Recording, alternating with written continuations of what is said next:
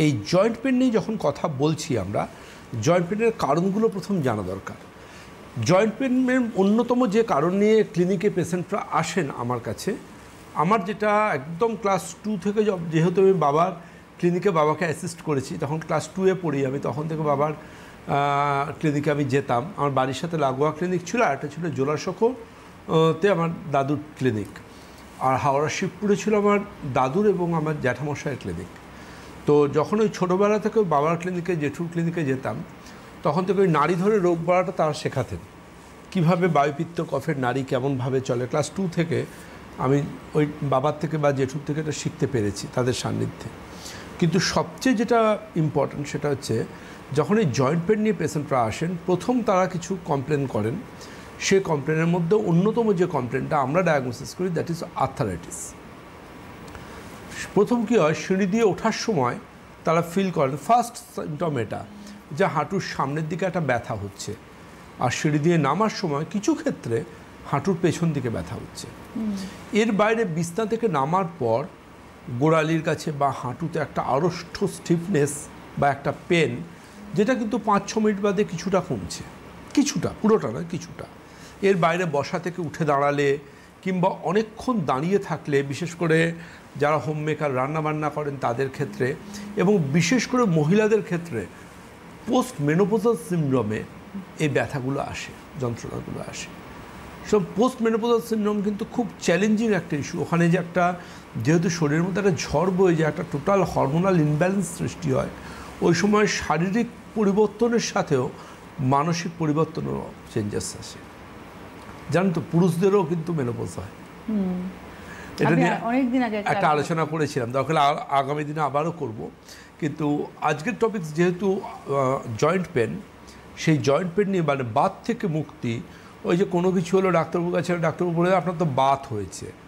দেখুন, আপনাকে বলি, আয়ুর্বেদ চিকিৎসা মতে 80 প্রকারও বাতক ব্যাধি, মানে 80 টাইপস।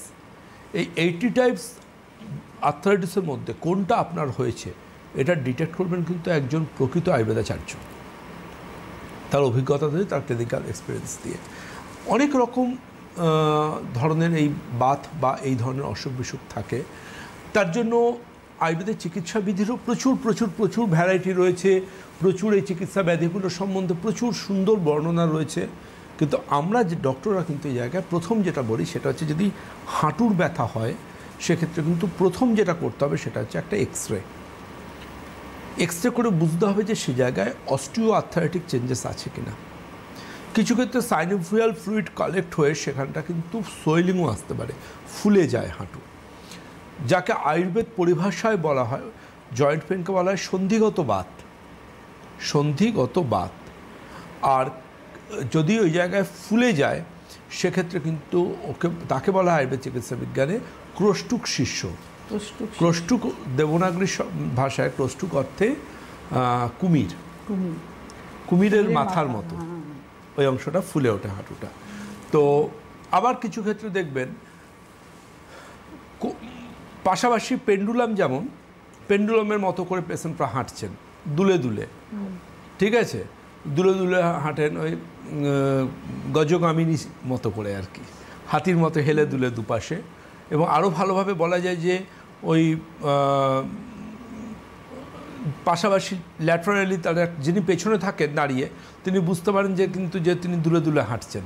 দেখবেন পোস্ট মেনোপজাল সিনড্রোমে মহিলাদের ক্ষেত্রে এটা আসতে পারে। সেটা কিন্তু আবার রিলেট করে গৃদ্ধশী ভাতের সাথে। গৃদ্ধ হত্যা আগের দিনও বলেছিলাম, শকুন যেরমভাবে দূরে দূরে হাঁটে, এখন আর দেখা যায় না, ইউটিউবে দেখতে পারেন কেউ, ঠিক সেরমভাবে হাঁটার মধ্যে কিন্তু একটা দুলুনি থাকে। আবার বিভিন্ন জয়েন্ট ফুলে যায়, সেক্ষেত্রে দেখা যায় যে পেশেন্টের ব্লাড টেস্ট করে এএসও টাইটার হাই, কিংবা ধরুন আরএ ফ্যাক্টর পজিটিভ, লুপাসের মতো অসুখ, যার সাথে আয়ুর্বেদ চিকিৎসা বিজ্ঞানে কিন্তু আমগত বাতের একটা সিমিলারিটি পেয়েছেন। আমগত বাত হতে আমাদের শরীরে এমন কিছু খাবার আমরা খাই, যে খাবারগুলো শরীরে আমরস কথার হচ্ছে toxin, one type of toxin, এই আমরস সৃষ্টি হয়। এই আমরস সৃষ্টির অন্যতম অনেকগুলো কারণ থাকে, যেমন ধরুন মাংসর সাথে ডেয়ারি প্রোডাক্ট খাওয়া, হামেশাই খাই আমরা, মাংসর সাথে ডেয়ারি প্রোডাক্ট মারাত্মক মারাত্মক আম্ল সৃষ্টি করে। আগ্নেয় আহার বিহার করা, আগ্নেয় মানে ফ্রাইড রিচ স্পাইসি খাবার, রেগুলার বেসিসে খাওয়া। 3 নম্বর হচ্ছে, জাস্ট আমি কতগুলো পয়েন্ট টাচ করে যাচ্ছি, পুনরায় অগ্নিবল মানে জঠরাগ্নি প্রজ্বলিত হওয়ার আগেই, অর্থাৎ ক্ষুধার উদ্রেক পুরোপুরি হওয়ার আগেই আবার খাবার খেয়ে নেওয়া। এই তো রাত্রির 10টা বাজে খেয়ে নে খিদে পায়নি, খাইয়ে দেওয়া হলো। 4 নম্বরে যেটা থাকে সেটা আমরা বলি যে খুব কমন, আমরা যেটা বলি সেটা হচ্ছে, দেখবেন এই ধরনের পেশেন্টদের ক্ষেত্রে থাকে, সেটা হচ্ছে ক্রুরকোষ্ঠ। আজকে আয়ুর্বেদিক টার্মিনোলজি একটু বেশি ইউজ করছি। ক্রুরকোষ্ঠ, ক্রুরকোষ্ঠ হচ্ছে ক্রনিক কনস্টিপেশন। শক্ত ব্যাপারটাকে ক্রুর বলছে একদম, মানে একদম টিপিক্যাল হ্যাবিচুয়াল কনস্টিপেশন। যাদের প্রচণ্ড শক্ত বডি হয় তাদেরও কিন্তু জয়েন্ট পেনের একটা টেন্ডেন্সি আসে অ্যাজ পার আয়ুর্বেদা। এর বাইরে আরও অনেক কারণ রয়েছে, সেগুলো নিয়ে বিস্তারিত আলোচনা করে সাধারণ মানুষ বুঝতে পারবেন না, কিন্তু এগুলো সিমিলারিটির জন্য আপনাদের জানাচ্ছি। কিন্তু সব কিছুর বাইরে গিয়ে বলবো, এই আর্থ্রাইটিস কিন্তু আসে জেনারেলি একটা বনি ডিজেনারেটিভ চেঞ্জেস, যেটা আসে এজিং প্রসেসের সাথে সম্মিলিতভাবে। অর্থাৎ দেখবেন আর্থ্রাইটিস কিন্তু কোনো বাচ্চাদের ক্ষেত্রে সহজে আসে না, যদি তার প্রি এক্সিস্টিং কোনো ডিজিজ না থাকে। তাহলে এটা একটা শরীরে, যেমন দেখুন একটা বার্ধক্য আসে, ধরুন যার বয়স 50 পেরোচ্ছে বা পেরিয়ে গেছে, তার স্কিন কুচকে যাবে, তার স্কিনের মধ্যে টান টান ব্যাপারটা থাকবে না।